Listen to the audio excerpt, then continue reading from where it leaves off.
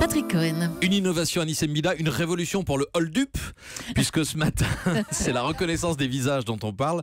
Désormais, on peut reconnaître une personne cachée derrière un masque ou une cagoule. Oui, et vous imaginez combien ce serait utile pour retrouver des braqueurs, des terroristes ou des casseurs dans une manifestation, par exemple. Parce que la plupart savent qu'il y a des caméras de surveillance, donc ils se cachent sous des capuches, des bandanas, des masques pour qu'on ne puisse pas les reconnaître.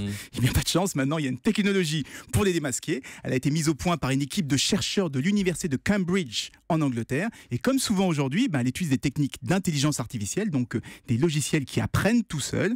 On leur a fait avaler des milliers de photos de personnes avec des fausses barbes, des cagoules, des lunettes noires. Et le système a réussi à retrouver les distances et même les angles entre certains points du visage.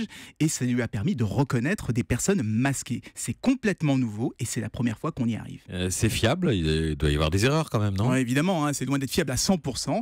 Mais des personnes ayant, écoutez bien, à la fois une capuche, une casquette et un foulard sur le nez, on approche quand même des 60% de reconnaissance.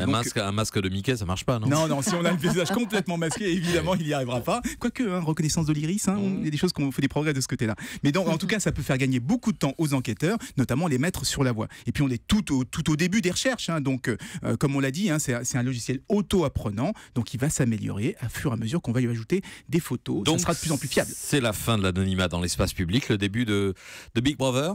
C'est tout le problème, parce que là, on parle de terroristes, de casseurs, mais dans une manifestation, il peut aussi y avoir tout simplement des dissidents ou des opposants au régime en place. Alors, avec ce genre d'outils, un régime autoritaire pourrait les ficher ou les étouffer beaucoup plus facilement. Alors, on se rassure, pour le moment, ce n'est qu'un outil de chercheurs, mais on reste vigilant parce qu'il ne faudrait pas qu'ils tombent dans de mauvaises mains. Ben oui, les innovations ne sont pas toujours bonnes ou positives. Il y a toujours un revers à chez vous. l'innovation.